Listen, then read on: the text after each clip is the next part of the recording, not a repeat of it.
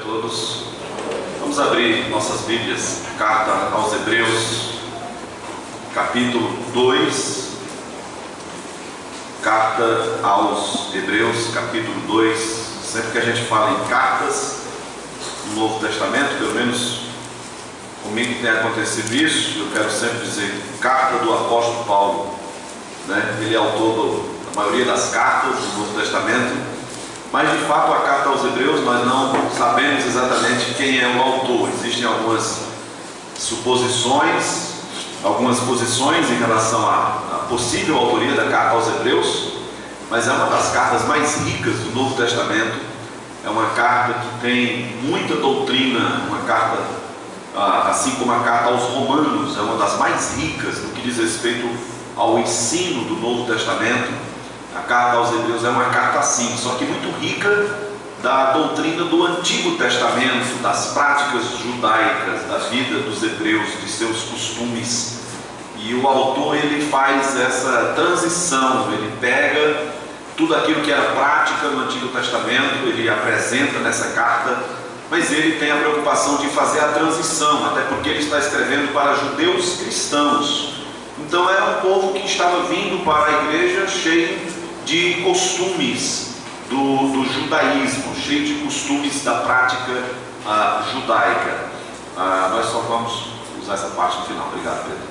Então, ele tem essa preocupação. Se os irmãos lerem a carta aos Hebreus, vão perceber que você vai encontrar ele se referindo a muitas práticas do Antigo Testamento. E é uma carta muito rica da palavra de Deus, e nós vamos ter ricas lições aqui. Nós estamos tendo um final de semana muito abençoado, um foco muito especial no que diz respeito à obra da missionária, o papel da igreja. E o tema que nós estamos ouvindo é exatamente esse, ouvindo o chamado. E eu quero que nós olhemos para esse tema do banquete e que nós olhemos que diz respeito a cada um de nós. Como nós falamos hoje pela manhã, o chamado não é aquela ideia de alguém que está sendo direcionado por Deus para o campo missionário diretamente, especificamente. Ouvindo o chamado é de fato o chamado que você tem de Deus. Cada um de nós tem um chamado.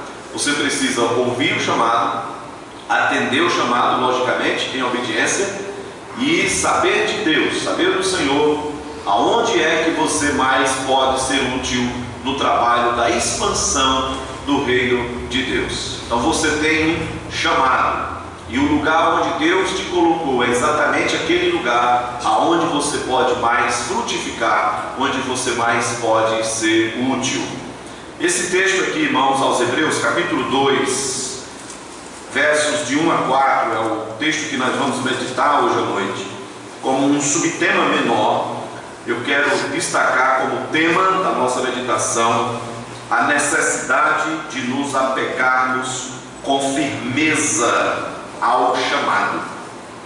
A necessidade de nos apegarmos com firmeza ao chamado de Deus. E aqui nós vamos ver as razões por que devemos nos apegar com firmeza ao chamado de Deus. Não vamos trabalhar especificamente o chamado em si. Isto o pastor Genoan fez ontem à noite. Mas a necessidade de nos apegarmos com firmeza a este chamado que Deus tem para nós, individualmente e coletivamente, no que diz respeito à sua igreja. Vamos então ler esses 4 versículos iniciais do capítulo 2. Diz assim a palavra do Senhor: por esta razão importa que nos apeguemos com mais firmeza às verdades ouvidas, para que delas jamais nos desviemos. Se pois se tornou firme a palavra falada por meio de anjos, e toda transgressão ou desobediência recebeu justo castigo, como escaparemos nós se negligenciarmos tão grande salvação, a qual, tendo sido anunciada inicialmente pelo Senhor, foi-nos depois confirmada pelos que a ouviram, dando Deus testemunho juntamente com eles, por sinais, prodígios e vários milagres, e por distribuições do Espírito Santo segundo a sua vontade. Então, esse texto aqui, irmãos, ele traz uma advertência. Ao mesmo tempo em que traz o desafio para nos apegarmos com firmeza ao chamado, à palavra de Deus, ao plano de Deus, ao desejo de Deus para a sua vida, ele traz uma advertência para que você não negligencie esse chamado. E ele traz o resultado, os perigos da negligência para com este chamado. Uma das razões porque a carta aos Hebreus foi escrita, dos propósitos do autor, foi exatamente apresentar a superioridade da pessoa de Jesus Cristo, a sublimidade de Jesus Cristo. E é fantástico o que o autor faz, porque ele pega tudo aquilo que foi norma no Antigo Testamento, e agora nessa transição para a graça com Cristo, revelação de Deus, ele mostra que tudo agora é melhor, que tudo agora com a igreja é diferente, que há uma nova aliança, que há uma nova forma de nos relacionarmos com Deus, que a revelação, inclusive agora, é uma revelação superior. Tudo que nós temos, irmãos, é muito melhor do que aquilo que aqueles irmãos do Antigo Testamento tinham. Inclusive, a revelação que nós temos hoje é muito melhor, é uma revelação mais plena, mais completa do que a revelação que eles tinham.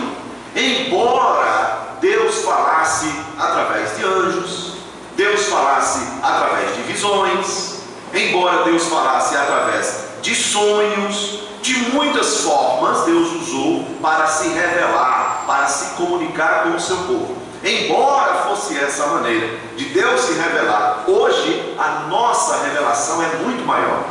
Hoje o que nós temos é muito melhor do que o que eles tinham. O que nós temos é muito superior, porque nós temos agora o conhecimento da revelação completa do Filho de Deus, do plano de Deus. Inclusive é tão melhor, é tão mais completa, é tão superior, que nós não precisamos mais de novas revelações, como eles precisavam. Nós não precisamos mais que o anjo venha falar conosco, não precisa mais. Nós não precisamos mais que Deus fale conosco através de sonhos e de visões, não é mais necessário, como era necessário, porque o que nós temos hoje é muito melhor, é superior, é mais completo, é pleno de Deus, que é a pessoa de Jesus Cristo, revelação de Deus encarnada, e nós temos a superioridade da palavra de Deus. Eu não preciso que o anjo fale comigo, porque eu posso abrir a palavra de Deus completa e saber que Deus já tem aqui neste livro tudo o que eu preciso saber. Deus já colocou aqui nesse livro, de modo que eu não estou precisando de uma nova direção, de uma nova visão, de uma nova revelação. Nós não estamos precisando disso. Então essa é a razão, porque o que nós temos hoje é muito melhor. Nós temos Cristo. O que nós sabemos hoje em relação ao plano de Deus, o que nós sabemos hoje em relação à palavra de Deus, a revelação de Deus, é muito maior do que o que aqueles irmãos sabiam. Sabia disso? O que você tem em mãos é muito mais conhecimento, é muito mais revelação do que aquilo que Abraão tinha, como o pastor falou ontem. Então o que nós temos hoje é muito melhor. O propósito do autor aos Hebreus é mostrar que Cristo é superior àquele tipo de revelação, que Cristo é superior aos anjos, que Cristo é superior a todos os rituais judaicos, que Cristo é superior a Moisés, que Cristo é superior aos profetas, que nós temos aqui o Cristo por excelência. Nós temos mais conhecimento, mais revelação, porque Jesus já veio. Ele é a revelação de Deus. E então, o que esse texto aqui, especificamente, irmãos, está nos advertindo, é uma lição muito simples. Mais conhecimento, mais responsabilidade. Entende? Ele fala do privilégio. Olha, o que você tem agora é melhor. O que você tem agora é mais completo. O que você tem agora é mais do que todos os heróis do Antigo você tem mais do que eles tiveram. Então, se eles foram privilegiados, você é muito mais privilegiado agora. Você está vivendo a era da graça, a era da igreja. Então, é melhor, é mais completo, é mais pleno. Você tem muito mais do que aquilo que eles tiveram. Agora tem um problema: quanto mais você tem, mais você será cobrado. Quanto mais você recebe, mais responsabilidade você tem. É essa preocupação, de um modo muito específico, que o autor aos Hebreus tem nesse texto aqui. O perigo da negligência, o perigo de você ser omisso com o muito que Deus tem te dado. O que nós estamos desfrutando hoje, em 2013, é muito mais do que o que aqueles primeiros missionários tinham na década de 30. Talvez nós estejamos colhendo hoje o que eles plantaram por meio de muito sofrimento. Qual é a lição? Você será mais cobrado. O Senhor vai cobrar mais de nós. Eu diria que hoje nós temos mais meios de pregar o Evangelho do que na década de 30, quando os meios de comunicações praticamente não existiam. As ferramentas, os meios, as portas abertas, as oportunidades que nós temos hoje, irmãos, são maiores do que o que aqueles irmãos tiveram. É mais privilégio, é mais responsabilidade. Por isso que o tema, dentro do chamado geral, a necessidade de nos apegarmos com firmeza ao chamado, ele traz algumas razões. Por que devemos nos apegar com mais firmeza? O ensino é esse: você deve se apegar, você deve valorizar o que Deus está te dando. Quais as razões? Eu quero, para cada versículo desse, destacar rapidamente uma razão. Número 1, para que não venhamos a naufragar na vida espiritual. Irmãos, é a primeira e mais importante lição. Porque eu devo me apegar com firmeza ao chamado, à palavra de Deus. É para que você não venha a morrer, é para que você não venha naufragar na vida espiritual. Veja, versículo 1: importa que nos apeguemos com firmeza às verdades ouvidas, para que delas jamais nos desviemos. Para que você não se afaste das verdades ouvidas. Você se apega com firmeza para que você não se afaste, para que você não se distancie, para que você não venha naufragar na sua fé, para que você não venha morrer. E aqui, irmãos, a ideia do autor, com as palavras e os verbos que ele usa nesse versículo, ele está trazendo aqui a ideia de você ancorar uma embarcação, amarrando-a ao cais. É a ideia de uma embarcação que você coloca de modo seguro. Você está ancorando, você está se apegando às verdades, para que você não deixe sua embarcação à deriva, e então seja levado pelo mar e venha naufragar, e venha perder toda a embarcação e consequentemente venha morrer. Essa é a ideia. Se apegue com firmeza. Então faça com muito cuidado, ancore com muito cuidado a sua embarcação no cais. Coloque firme, com segurança. Não permite que a embarcação fique à deriva, fique à mercê das ondas do mar, das ondas da vida. A sua fé não pode ficar à mercê das ondas da vida, das situações inesperadas, dos sofrimentos, dos fatos que surgem e que muitas vezes nos pegam de surpresa. Se você estiver apegado fielmente, ancorado com segurança, você não vai naufragar. Então a razão primeira é essa: é para que você não venha a naufragar na vida espiritual. Se apegue ao Evangelho, não ignorando o único porto seguro que você tem, que é a pessoa de Jesus Cristo. Algumas coisas na vida podem nos levar ao naufrágio. Algumas coisas na vida pode sacudir a nossa fé, pode machucar a nossa confiança e pode abalar a nossa esperança e dependência da pessoa de Deus. E uma delas é exatamente a nossa acomodação. É você negligenciar, por estar tudo bem, você esquece, você acha que já é obrigação de Deus, de modo que quando falta, é como se nós fôssemos merecedores de alguma coisa. Então, irmãos, parece que a fartura, parece que a abundância tem alguns perigos que acompanham, que é exatamente esse da acomodação, da apatia, do descaso, da frieza, da fé fraca, da falta de compromisso. Tudo isso pode matar você. Tudo isso pode matar você. Um ambiente confortável não é um ambiente propício para o fortalecimento da fé. É interessante.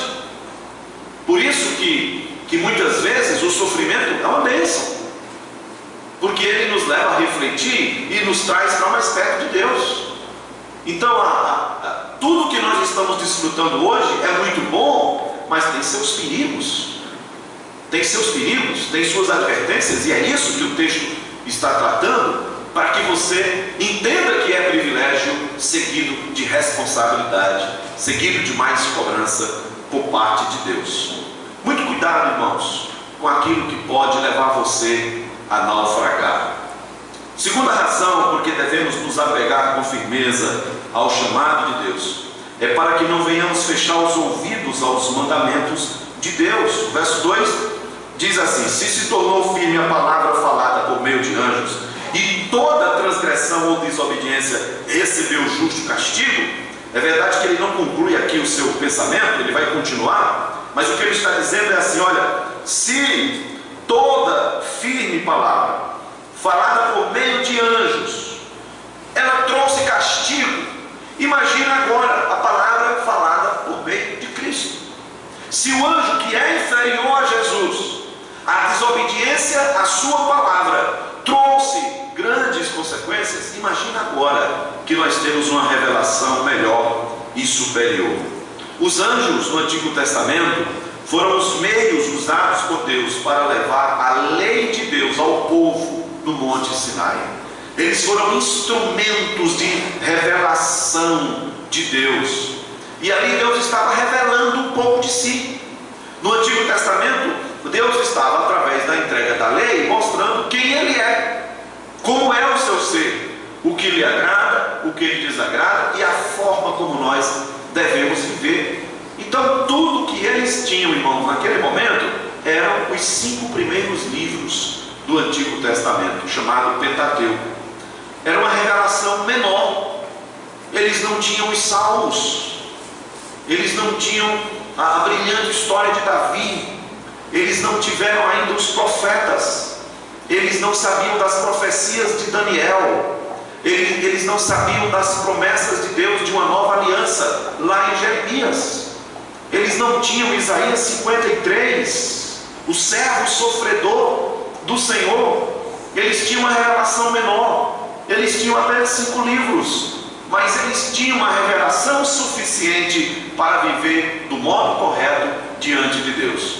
Mas essa revelação menor, essa revelação que é uma porção menor do que essa que nós temos hoje, ela era suficiente para trazer consequências a toda e qualquer desobediência. Eles foram desobedientes àquela revelação, e como consequência da desobediência, eles sofreram o castigo de Deus. O que o autor está dizendo é: o que você tem hoje é muito mais do que aquilo que eles tinham. Ora, se Deus não deixou impunes os pecados cometidos por eles diante de uma revelação menor, muito mais agora o castigo será maior, porque nós temos uma revelação maior, completa. E quanto mais conhecimento, mais responsabilidade. A revelação, irmãos, ela é progressiva.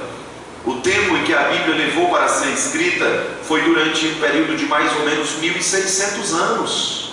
Deus não deu a revelação de uma vez. O Senhor foi revelando aos poucos, durante a história, usando pessoas diferentes, de culturas diferentes, de lugares diferentes, línguas diferentes. A Bíblia foi escrita em lugares diferentes, tanto em palácios quanto no deserto, em momentos diferentes da história. Deus soberanamente foi revelando a história da salvação, o seu plano para o seu povo no Antigo Testamento e o seu plano para nós hoje no Novo Testamento. Deus não tem dois povos, é o único povo. A igreja, nós hoje, que somos salvos pela graça de Cristo, e aqueles irmãos também foram salvos pela graça de Cristo, eles olhavam para o que Cristo havia de fazer, e nós olhamos para o que Cristo já fez, de modo que todos se encontram na cruz de Cristo. É somente na cruz de Cristo que há remissão e perdão para todos os pecados. Então, hoje, nós temos um grande privilégio de fazermos parte desse plano de Deus, da revelação progressiva de Deus, de termos, irmãos, tudo aquilo que Deus almejou que nós tivéssemos. Então, o perigo aqui, irmãos, é que nós não venhamos a fechar os nossos ouvidos aos mandamentos de Deus. Anteriormente, aqueles irmãos tinham apenas a lei de Deus. Agora você tem toda a vontade de Deus revelada para a sua vida. Não se preocupe de querer descobrir especificamente o que é que Deus quer da minha vida. Está aqui na palavra. Então eu preciso descobrir um novo plano para a minha vida, um chamado novo, uma nova unção, algo revelado, algo diferente. Você só precisa obedecer aquilo que Deus já tem revelado na sua palavra. Não se preocupe em descobrir coisas novas, até porque Deus não vai nos dar coisas novas se nós não já estivermos sendo fiéis ao que Ele já nos deu. Entende isso? Temos mais privilégio, temos uma revelação melhor, superior, mais completa. Isso é bom, mas isso traz responsabilidades. O que é que você está fazendo com os privilégios que Deus tem te dado? Essa é a questão. Ok, nós temos mais privilégios, nós temos mais conforto, nós temos mais meios de pregar o Evangelho, nós temos melhores condições financeiras, temos mais dinheiro, temos melhores carros, melhores casas, melhores roupas. Nós temos tudo isso. A questão é o que você está fazendo com os privilégios que Deus tem te dado. Essa é a lição. Como você está usando os privilégios? Quanto mais o Senhor te dá, mais Ele vai cobrar. Isso é bíblico. A quem muito é dado, muito será cobrado. O problema, irmãos, se nós vamos pensar nesse momento, o que é que eu estou fazendo com tudo que Deus tem me dado, inclusive com o tempo que Deus tem me dado? Como é que eu estou administrando? A questão é, se eu não estou sendo fiel, como o Senhor espera que eu seja fiel, Deus não vai te dar mais. E isso se aplica a tudo. Se nós estamos sendo infiéis, se nós estamos sendo negligentes, por que é que Deus vai dar mais se você não está cuidando bem disso que você já tem? Pouco ou muito, mas é o que Deus te deu. E se nisso você não está sendo fiel, é uma questão de coração. Fidelidade, irmãos, não tem nada a ver com ter pouco ou ter muito, é questão de coração. Quem é fiel no pouco, é fiel no muito. É coração, é relacionamento com Deus. Então o que é que nós estamos fazendo? Então é importante que a gente lembre de uma coisa: se você está sendo negligente com o que Deus já tem te dado, Ele não vai te dar mais. Ah, mas eu gostaria tanto de saber qual é a vontade de Deus para uma decisão que eu preciso tomar. Você já está sendo fiel ao que Deus tem revelado? Por que é que você está querendo descobrir mais de Deus quando você já sabe muito de Deus e você não está sendo fiel a Ele com esse muito que você já sabe? Mais conhecimento, mais responsabilidade. Isso nos leva ao terceiro ponto, versículo 3. Como escaparemos nós se negligenciarmos tão grande salvação? Quero deixar essa pergunta, primeira parte do verso 3. E a lição aqui, irmãos, é para que não ignoremos os privilégios da nova aliança. Como vamos escapar? Você sabe qual é o argumento aqui que o autor está construindo? Se aqueles irmãos que tinham um conhecimento menor da salvação não escaparam do castigo de Deus por causa de sua desobediência, como é que nós vamos escapar nós que temos uma revelação maior de Deus.